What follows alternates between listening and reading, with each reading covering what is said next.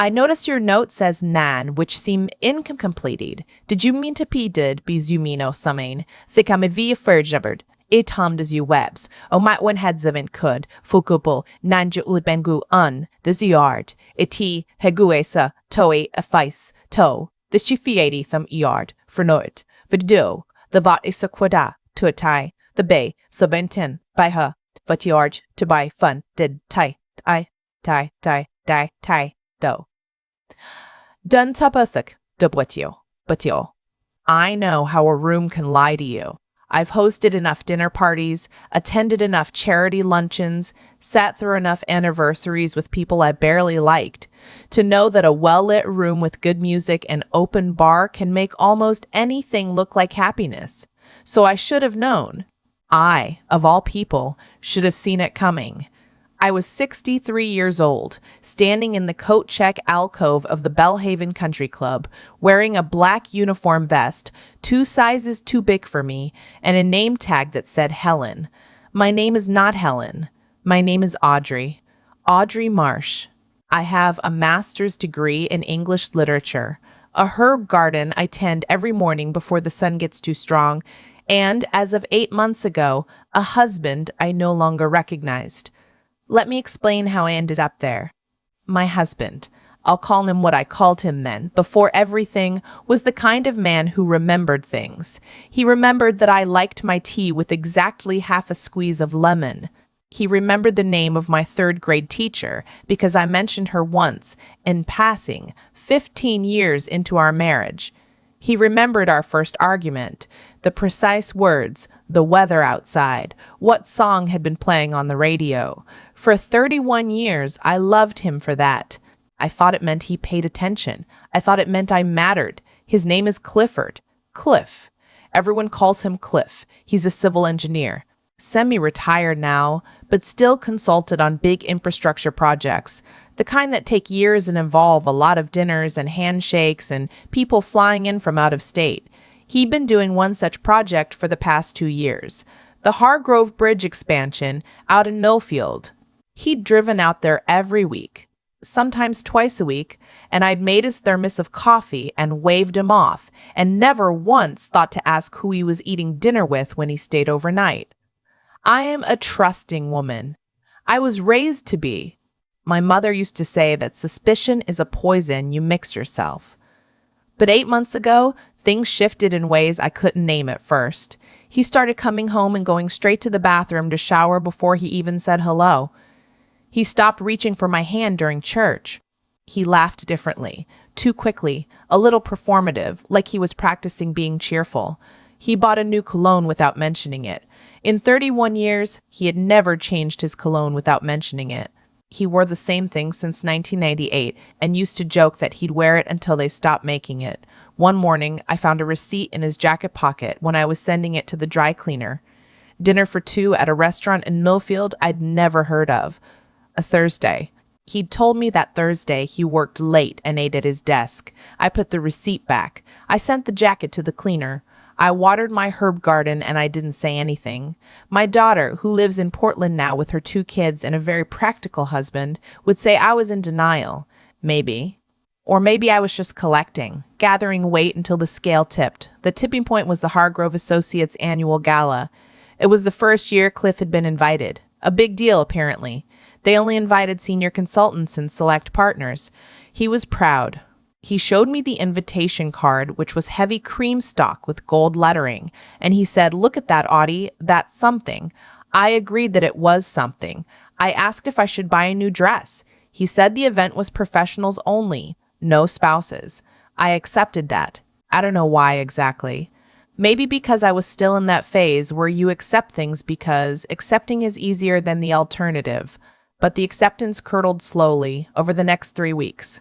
Because I started noticing he talked about the gala often, but he never mentioned a single name of anyone he'd be seeing there.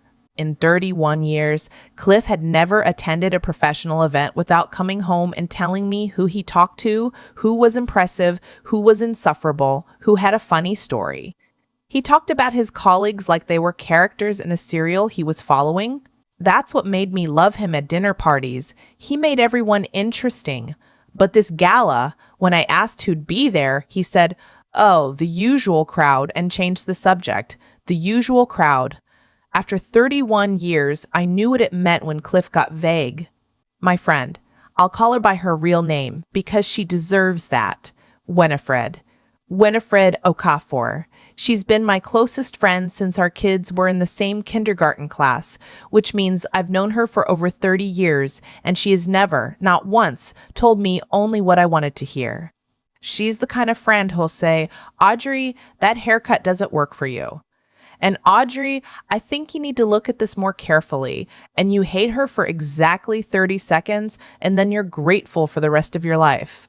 I told Winifred about the receipt, the cologne, the vagueness about the gala. She was quiet for a moment. Then she said, "What do you want to do about it?" I said I didn't know. She said, "Yes, you do."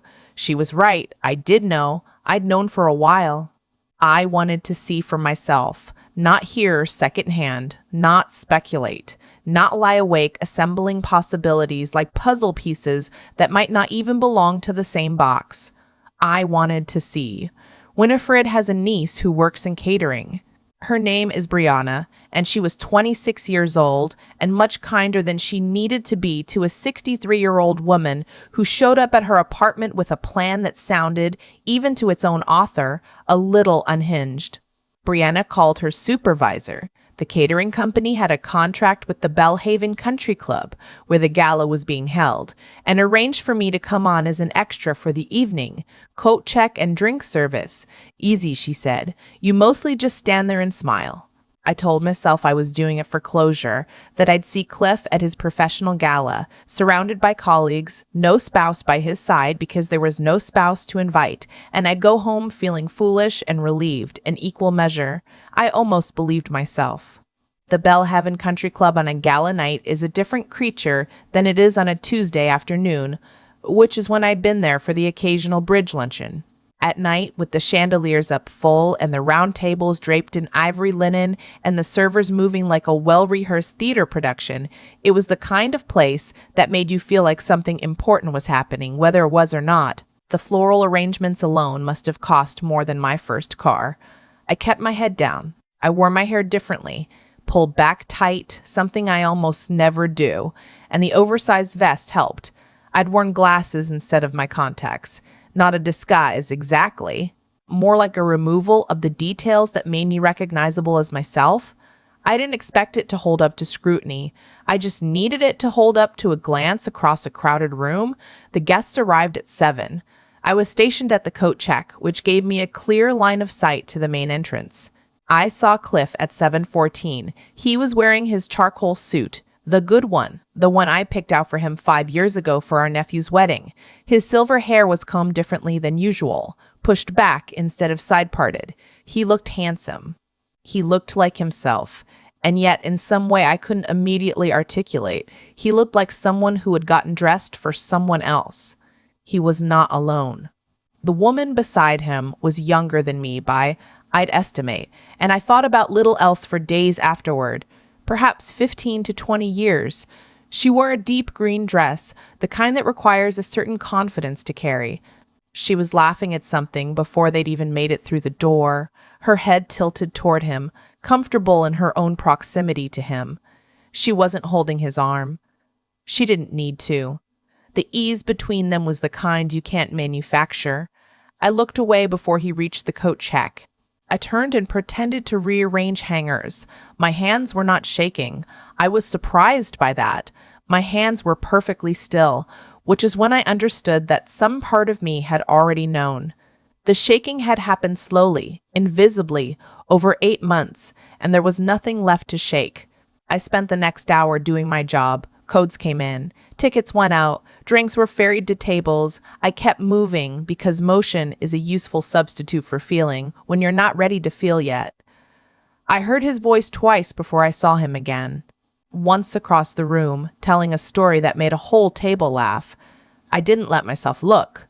The second time, he was closer, no more than 15 feet away, talking to a man in a navy blazer about concrete load tolerances, which would have bored me to tears on any other evening of my life, and which I now found myself listening to with complete attention. because listening kept me from thinking. He didn't see me. I was just a woman in a uniform pouring water into glasses that were already mostly full. Dinner was served at 8:30. I moved into the main hall to assist with the service, which meant more exposure, but I had stopped caring about being careful. There was something happening in me, a slow cooling like metal setting in a mold. She was seated next to him. Of course she was. They weren't at the head table, but they weren't far from it either. Third table from the front, close enough to feel included, far enough to have privacy. She had a hand on the table near his, not touching, but available. He leaned toward her when she spoke. Not much, just enough. I served their table twice. The second time, she smiled up at me and said, "Thank you so much." She had a kind face. That was the part I hadn't prepared for, that she might have a kind face. I had built her into something cold and calculating in my imagination, because that was easier. She just looked like a woman at a dinner. She looked like someone's colleague, someone's friend, someone who didn't know or had stopped thinking about what she was in the middle of. It was during the dessert course that the man next to Cliff, the one with the navy blazer, apparently some kind of project director, stood and lifted his glass. "I want to take a moment," he said, and the table quieted, and then the tables nearby quieted too, that ripple effect of attention, to recognize two people who have been absolutely essential to the Hargrove project, and who, it turns out, have been rather essential to each other. There was warm laughter. A few knowing looks exchanged. "To the happy couple," the man said, looking directly at Cliff and the woman in green. "We all saw this coming before you two did. Congratulations. And when's the wedding?" The table erupted. Applause, more laughter, someone clinking a glass. I stood at the edge of the room with an empty dessert plate in my hand, and I understood, in the specific, terrible clarity of that moment, that this was not a new thing. This was known. It was public knowledge within his professional world, the world he drove to every week, the world he had kept completely separate from the one where I tended my herb garden and made his thermos and waved him off. There were people at that table who knew my husband's plans better than I did. "When's the wedding?" I set the plate down. I walked to the back hallway. I stood by the linen supply closet for approximately 4 minutes, breathing slowly the way my doctor had taught me after my cardiac scare 2 years ago. In through the nose, 4 counts. Out through the mouth, 6. Winifred would ask me later, "Did you cry?" And I'd have to think about it before answering. No, not right then. What I felt right then was more like the moment after you've missed a step on the stairs, that terrible suspended second before you know how hard you're going to fall. I went back out. I made a decision in that hallway, though I couldn't have explained it cleanly to anyone. I was not going to leave. I was not going to swallow this quietly and drive home and sit in my kitchen and wonder if I'd misunderstood. There was nothing to misunderstand. I had stood in that room and understood everything with perfect, unwanted clarity, and I was 63 years old, and I had spent enough of my life being agreeable. The program moved into remarks from the company president. I worked my way, slowly, to the side of the room where the venue manager was coordinating. I asked her, as quietly and as calmly as I could, whether there was a microphone available for guests to use. She looked at me, at my uniform, and my name tag, and I said simply, "I'm not actually on your staff. I'm one of the guests. I apologize for the confusion." She blinked. Then she handed me the secondary handheld microphone, the one they use for audience Q&A, without another word. Possibly she thought I was someone's eccentric wife. She was correct about one part of that. I waited until the president finished his remarks. The applause died down. There was the small lull that happens at these events, that moment between segments when no one is quite in charge. I walked to the center of the room. I don't remember exactly how I looked, but Winifred told me afterward she was watching from the live stream the company had quietly set up, which none of us knew about, that I looked completely calm, that I held the microphone like I'd been handed one before, which I hadn't, not really, except for my son's wedding toast 9 years ago. "Good evening," I said. "My name is Audrey Marsh." "I'm sorry to interrupt. I'll be brief." The room went still the way rooms go, still when something unexpected is happening and no one is sure yet whether it's wonderful or terrible. "I'm Clifford Marsh's wife," I said, 31 years. "I came tonight as a member of the coat check staff because my husband told me this event was professionals only, no spouses." I paused. I see now that was only partially accurate. I looked at Cliff when I said it. He had gone a color I had never seen him go before, not quite white. Something more interior than that. He said my name, Audrey, very quietly, like a question he didn't actually want answered. "I'm not here to cause a scene," I said, and I meant it. "I'm not here to embarrass anyone more than the truth already does on its own. I just wanted to be in the room. I've earned the right to be in the room." I set the microphone down on the nearest table. I collected my coat from the back. I had not, in the delicious small irony, checked my own coat, and I walked out through the main entrance, past the heavy glass doors, into the night air, which was cool and smelled like November and cut grass. Brianna was waiting by her car in the parking lot. She'd been texting Winifred updates all evening. She handed me a bottle of water and didn't say anything, which was exactly right. I didn't go home that night. I drove to Winifred's. She had tea already made. She'd started it when Brianna texted her I was leaving, and we sat at her kitchen table until 2 in the morning, not talking about Cliff, mostly. Talking about other things. Our kids, her garden, a book I'd been meaning to read, the cardinal that kept showing up at her bird bath. At some point she said, "How do you feel?" I thought about it honestly. Like I didn't miss a step on the stairs, I said. Like I saw it and I stepped over it.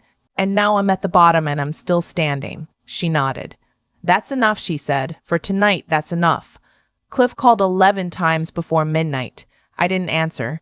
I answered the next morning, once, long enough to say that I had made an appointment with an attorney and that any conversation we needed to have about the house and our finances should go through her. He started to explain the beginning of what I recognized would be a long explanation, the kind that takes facts and reorganizes them into a more livable shape, and I said, gently, "Cliff, I was in the room." He stopped. That was all I needed. I was in the room. I had been in the room. Not everything requires a verdict when you've been present for the evidence. The divorce took 8 months. It was not uncomplicated. 31 years of shared finances rarely is, but it was, in the end, conducted with a kind of quiet dignity on both sides. I don't know if Cliff married her. I haven't asked. My daughter says I should look it up, that I'll feel better knowing, and I tell her that I genuinely don't think I will. What I know is that I have my herb garden. I have Winifred. I have my son, who called me the morning after the gala because Winifred texted him. I'll be addressing that boundary violation with her at some point, I'm sure, and who said, "Mom, are you okay?" And to whom I said, "Honestly, sweetheart, I think I might be." I've thought about that night many times since. I've tried to pinpoint the moment I decided to pick up the microphone instead of just walking out. I think it was this. I spent 31 years being a woman who didn't cause scenes, who kept things smooth, who accepted the usual crowd as an answer. And I looked around that room and understood that my silence had never actually protected anything. It had just made it easier for certain things to go unexamined. I'm 63 years old. I have, if I'm fortunate, another 20 or 30 years of mornings in my herb garden. I am not interested in spending them protecting silences that were never mine to keep.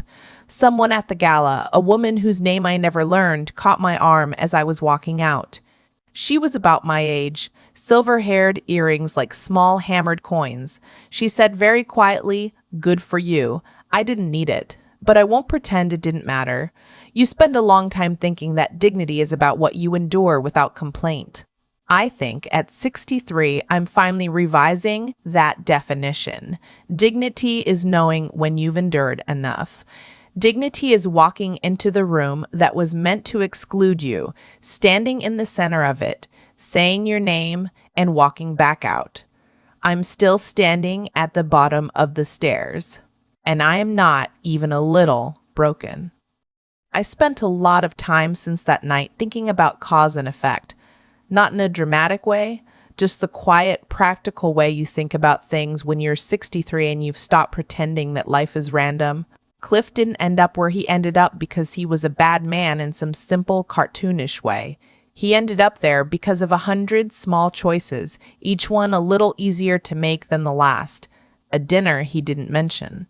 A cologne he switched without saying anything. A gala he reframed as professionals only. None of those choices happened in isolation. They built on each other the way water finds a crack and slowly, invisibly, makes it wider. By the time I was standing in that parking lot with Brianna's bottle of water in my hand, the damage was already structural. I just hadn't been allowed to see it, and I have to be honest with myself too, because I made choices as well. I found that receipt, and I put it back. I accepted vague answers when I had every right to ask better questions. I told myself that keeping things smooth was a form of love, when really it was a form of avoidance, mine as much as his. I'm not saying I deserved what happened. I'm saying that I had more agency than I was using, and that's worth sitting with. What I know now, on the other side of all of it, is that intelligence isn't just about being smart in the ways that show. It's about being honest with yourself when honesty is uncomfortable. I was a woman who read widely and thought carefully about everything except the thing that was happening in my own house. That's not a character flaw I'm willing to carry forward. Winifred asked me once, a few months after the divorce was finalized, whether I regretted picking up that microphone. I didn't even have to think about it. No, not for a single day. Not because it felt good, it didn't, not exactly, but because it was the first time in a long time that I had acted in accordance with what I actually knew to be true. There is something in that, something that has nothing to do with winning or losing and everything to do with whether you can look at yourself in the mirror without flinching. Dignity, I've decided, is not about being unaffected. It's not about holding yourself so carefully together that nothing touches you. Audrey walking into that gala was afraid. Audrey standing at that microphone was trembling on the inside in ways no one could see. But she went anyway. She said her name. She told the truth in front of a room full of people who already knew it, and she walked out with her head up. That's the thing about integrity. It doesn't require an audience. But it also doesn't collapse when it has one. I tend my herb garden every morning. The rosemary is doing particularly well this year. I drink my tea with exactly half a squeeze of lemon, same as always, except now I make it for myself and there is no one to remember the detail for me, so I remember it for myself. That turns out to be enough. That turns out, actually, to be its own quiet form of strength.